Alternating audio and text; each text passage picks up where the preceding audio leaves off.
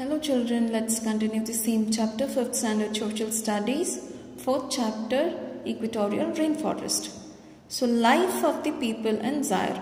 Zaire is not a very populated country with only about 30% of its population living in the cities. ಇಲ್ಲಿ ಜನ ತುಂಬ ಜಾಸ್ತಿ ಇರಲ್ಲ, only 30% population ತೋರಿಸ್ತಾ ಇದ್ದಾರೆ. People who have settled in villages and practice farming or mining are mostly the Bantu tribes. So ಇಲ್ಲಿ ನಿಮಗೇನು ತಿಳ್ಕೊಳ್ಳೋದು ಬರ್ತದೆ, ಬಂಟು ಟ್ರೈಬ್ಸ್ ಬಗ್ಗೆ ತಿಳ್ಕೊಳ್ಳೋದಕ್ಕೆ ಸಿಗ್ತಾ ಇದೆ. ಸೊ ಯಾವ ಜನನ ಬಂಟು ಟ್ರೈಬ್ಸ್ ಅಂತ ಹೇಳ್ತಾರೆ, ವಿಲೇಜಲ್ಲಿ ಇರೋವಂಥವ್ರು, ಫಾರ್ಮ್ ಪ್ರಾಕ್ಟೀಸ್ ಮಾಡೋವಂಥವ್ರು ಮತ್ತು ಮೈನಿಂಗ್ ಮಾಡೋವಂಥವ್ರನ್ನ ನಾವು ಬಂಟು ಟ್ರೈಬ್ಸ್ ಅಂತ ಕರಿತೀವಿ. ನೆಕ್ಸ್ಟ್ ಇನ್ನೊಬ್ಬ ಟ್ರೈಬ್ಸ್ ಇದ್ದಾರೆ, ಅವ್ರು ಯಾರು ನೋಡೋಣ. ಹೂ ಆರ್ ದಿ ಪಿಗ್ಮೀಸ್ ಅಂತ ಅಲ್ಲಾಗಲೇ ಬಂಟು ಟ್ರೈಬ್ಸ್ ಬಗ್ಗೆ ನೋಡಿದ್ವಿ. ಈ ಪಿಗ್ಮೀಸ್ ಕೂಡ another type of tribe. Pygmies are the earliest inhabitants of this region. So pygmies ಮೊದಲೇ ಇದ್ರು ಇಲ್ಲಿ and live in the dense forest. ದಟ್ಟವಾದ ಕಾಡಿನ ಒಳಗಡೆ ಇರ್ತಾರೆ. They enjoy dancing and music. So ಇವರಿಗೆ ಡಾನ್ಸಿಂಗು ಮತ್ತು ಮ್ಯೂಸಿಕ್ ತುಂಬಾ ಇಷ್ಟ.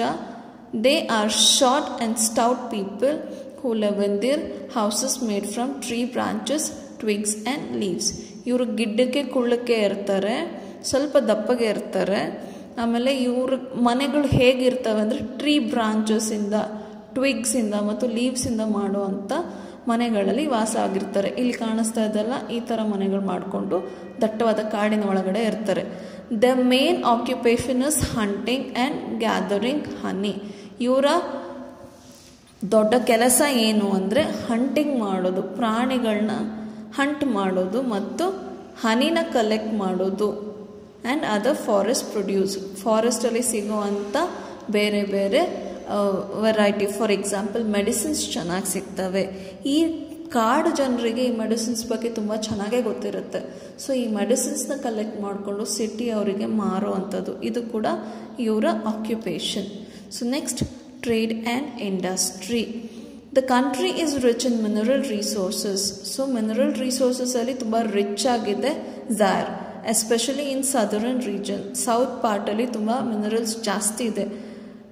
Democratic Republic of Congo is the world's Zaire rich in diamond. Largest producer of cobalt. Cobalt ತುಂಬ ಸಿಗುತ್ತೆ ಸೌತ್ ಪಾರ್ಟಲ್ಲಿ and has more than 30% of world's diamond reserve. 30% of diamonds, world's diamonds ಝಾಯರಿಂದ ಬರುತ್ತೆ. Zaire is rich in diamond, gold, manganese, cobalt, uranium and copper. So ಯಾವ mineral ಸಿಗ್ತಾ ಇದೆ ನಮಗೆ? Gold, manganese, cobalt, uranium, copper, ಎಲ್ಲ mineral ಸಿಗ್ತಾ ಇದೆ. ಆಮೇಲೆ with increasing industrialisation the world over there is significant export and rising commercial value of these minerals. So industrialisation ಕೂಡ ತುಂಬ ಜಾಸ್ತಿ ಆಗ್ತದೆ. ಯಾಕಂದರೆ ಈ ಮಿನರಲ್ ಎಕ್ಸ್ಟ್ರಾಕ್ಟಿಗೋಸ್ಕರ ನಮಗೆ ಲೇಬರ್ ಬೇಕು. ಸೊ ಲೇಬರ್ ಆಗೋದ್ರಿಂದ ಅಲ್ಲಿ ಇಂಡಸ್ಟ್ರಿಯಲೈಸೇಷನ್ ಆದ ತಕ್ಷಣ ಅಲ್ಲಿ ಲೇಬರ್ಸ್ ಬೇಕೇ ಬೇಕು. ಸೊ ಹಾಗಾಗಿ ಇಂಡಸ್ಟ್ರಿಯಲ್ ಆಗೋ ಬೆಳವಣಿಗೆ ಆಗ್ತಾ ಇದೆ. Other industries include like cement, textile, vegetable oil and food processing. So ಈ ಮಿನರಲ್ಸ್ ಅಲ್ಲದೆ ನಾವು ಮತ್ತೆ ಬೇರೆ ಯಾವ ಇಂಡಸ್ಟ್ರೀಸ್ ನೋಡ್ತಾ ಇದ್ದೀವಿ ಅಂದರೆ ಸಿಮೆಂಟ್ ನೋಡ್ತಾ ಇದ್ದೀವಿ, ಟೆಕ್ಸ್ಟೈಲ್ಸ್ ನೋಡ್ತಾ ಇದ್ದೀವಿ. So there are more and more factories coming up in major cities like Kinshasa, Lubumbashi, Likasi and Matadi. So ಇದು ಇಲ್ಲಿಯ ಮೇಜರ್ ಸಿಟೀಸ್, ಝಾಯರ್ನ ಮೇಜರ್ ಸಿಟೀಸ್. ಸೊ ಇಲ್ಲಿ ಮತ್ತೆ ಇನ್ನು ಜಾಸ್ತಿ ಫ್ಯಾಕ್ಟ್ರೀಸ್ನ ಮಾಡೋರಿದ್ದಾರೆ. ಸೊ ಇಲ್ಲಿ ಟ್ರಾನ್ಸ್ಪೋರ್ಟ್ ಆ್ಯಂಡ್ ಕಮ್ಯುನಿಕೇಷನ್ ಹೇಗಿದೆ ನೋಡೋಣ. Roads and railways connect a few major cities and the mining centres. So road and railway ಇದೆ ಮೈನಿಂಗ್ ಮಾಡೋದಕ್ಕೆ ಮತ್ತು ಮೇಜರ್ ಸಿಟೀಸಿಗೆ ಕನೆಕ್ಟ್ ಆಗ್ತಾ ಇದೆ. So the Congo River is its tributaries and its tributaries serve as the important means of transport. So water ಟ್ರಾನ್ಸ್ಪೋರ್ಟ್ನ ಕೂಡ ಇವರು utilise ಮಾಡ್ಕೊಳ್ತಾ ಇದ್ದಾರೆ. ಸೊ ಕಾಂಗೋ ರಿವರಿಂದ ಅದರ ಟ್ರಿಬ್ಯೂಟರೀಸ್ ಅಂದರೆ ಮೇನ್ ರಿವರಿಂದ ಕೆಲವು ಸಬ್ ರಿವರ್ಸ್ ಹರಿತಾ ಇರುತ್ತೆ. ಸೊ ಅದನ್ನು ಕೂಡ ಇವರು ಯೂಟಿಲೈಸ್ ಮಾಡ್ಕೊಳ್ತಾ ಇದ್ದಾರೆ. So work is being carried out to connect mining centres to more cities. So mining ಸೆಂಟರ್ಸ್ಗೆ ಇನ್ನು ತುಂಬ ಸಿಟೀಸ್ ಕನೆಕ್ಟ್ ಮಾಡೋದಕ್ಕೆ ವರ್ಕ್ ನಡೀತಾ ಇದೆ. Some important cities have quite good communication facility such as telephone, radio and television as well as satellite communication link up to. ತುಂಬ ಸಿಟೀಸಲ್ಲಿ so ಏನು ಅಂದರೆ telephone facilities ಕೂಡ ಇದೆ, ರೇಡಿಯೋ ಫೆಸಿಲಿಟೀಸ್ ಕೂಡ ಇದೆ, ಟೆಲಿವಿಷನ್ ಫೆಸಿಲಿಟಿ ಕೂಡ ಇದೆ. ಅದಲ್ಲದೆ ಸ್ಯಾಟಲೈಟ್ ಕಮ್ಯುನಿಕೇಷನ್ ಲಿಂಕಪ್ಸ್ ಕೂಡ ಇದ್ದಾವೆ. Newspaper are also published in the country which has improve the overall awareness of the people there.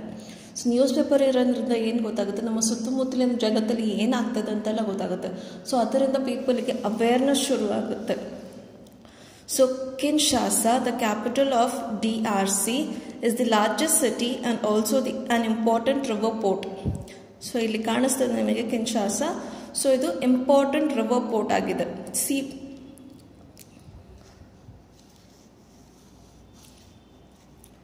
Kinshasa is connected with Matadi by rail.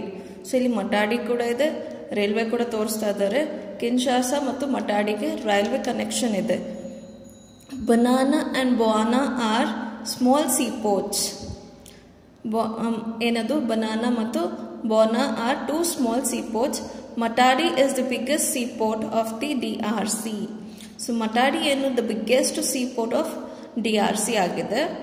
It also has big railway terminal. Railway terminal ಕೂಡ ತುಂಬ ದೊಡ್ಡದಾಗಿದೆ. Zaire also has 2 well-developed air transport system. Kisangani, Kinanga and Lubumbashi are some important cities of Zaire. So ಇದೆಲ್ಲನೂ transport and ಕಮ್ಯುನಿಕೇಷನಲ್ಲಿ ಆಯಿತು. So ಈ ಲೆಸನ್ನಲ್ಲಿ ಏನೇನು ಕಲ್ತ್ವಿ ಅನ್ನೋದನ್ನು ನೋಡೋಣ. Forests are very important part of Earth's biosphere. The equatorial region has a hot and wet kind of climate. So ಅದಕ್ಕೆ ಏನಂತ ಕರೆದ್ವಿ, hot vet lands ಅಂತ ಕರೆದ್ವಿ. The equatorial climate is ideal for rainforest. So ಅಲ್ಲಿ frequent ಆಗಿ rainfall ಆಗೋದ್ರಿಂದ ಏನಿದೆ rain forest ಆಗುತ್ತೆ. Zaire is an important country from the equatorial region. So Zaire ಒಂದು important country ಆಗಿದೆ ಈಕ್ವಿಟೋರಿಯನ್ ರೀಜನಲ್ಲಿ. So Kinshasa, the capital of DRC, is the largest city and an important river port. So river port ಮತ್ತು important city of DRC ಅದು Kinshasa. Matadi is the biggest sea port and a modern city of Zaire. So ಮಟಾಡಿಯಲ್ಲಿ biggest sea port ಇದೆ, biggest river port Kinshasa ಅಲ್ಲ ಇದೆ. So ಇದು ಮಟಾಡಿ ಬಂದ್ಬಿಟ್ಟು modern city ಕೂಡ ಆಗಿದೆ.